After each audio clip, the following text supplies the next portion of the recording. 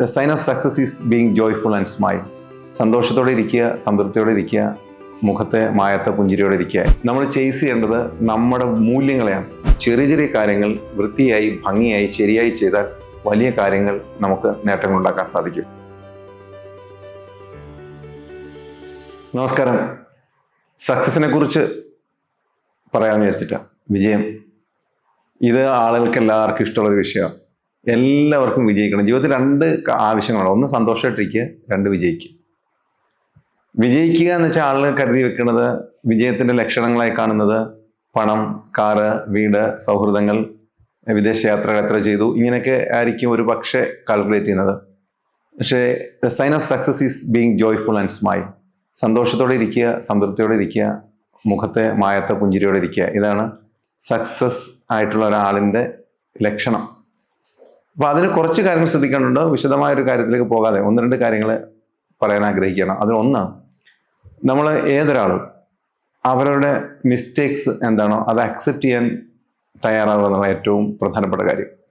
പലപ്പോഴും വിജയത്തിലേക്ക് നമ്മൾ സഞ്ചരിച്ചുകൊണ്ടിരിക്കുമ്പോൾ നമ്മൾ ഒരിക്കലും നമ്മുടെ തെറ്റിനെ ആരുടെ മുമ്പിലും നമ്മൾ തെറ്റാണെന്ന് പറയത്തില്ലെന്ന് മാത്രമല്ല, നമ്മൾ സ്വമേധയാ പോലും സമ്മതിക്കത്തില്ല.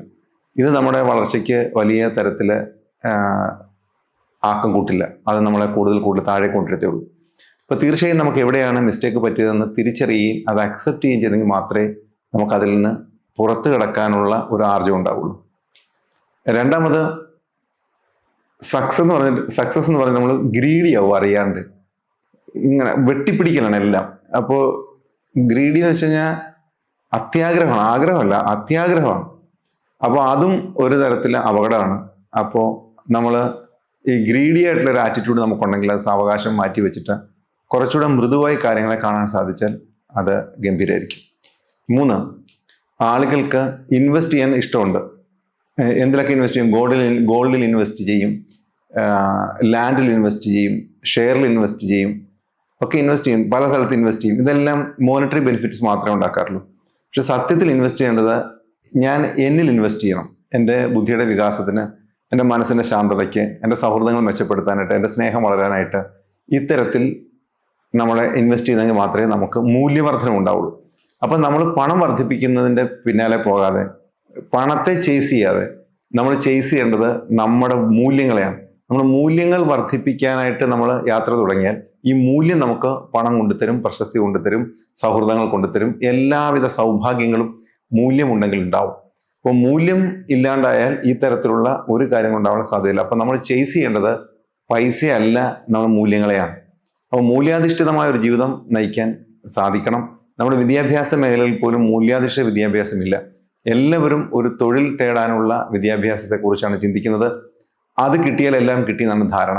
അപ്പോൾ ഔപചാരിക വിദ്യാഭ്യാസത്തെക്കുറിച്ച് എനിക്ക് ധാരാളം കാര്യങ്ങൾ പറയാനുണ്ട്. ഇപ്പോഴത്തുള്ള കാര്യത്തെക്കുറിച്ച് വിദ്യാഭ്യാസ സമ്പ്രദായത്തിൽ ഒരുപാട് ന്യൂനതകളുണ്ട്, അത് ചൂണ്ടിക്കാണിക്കേണ്ടതായിട്ടുണ്ട്. പക്ഷെ അതൊന്നും ഈ സന്ദർഭത്തിൽ ഞാൻ അതിനുവേണ്ടി മുതിരുന്നില്ല. പക്ഷെ ഒരു കാര്യം ഉറപ്പാണ്, ജീവിത വിജയം വേണമെങ്കിൽ ഞാൻ ഈ പറഞ്ഞ 2-3 കാര്യങ്ങൾ, 3 ഒരു 3000 കാര്യം പറയാനുണ്ടാവും.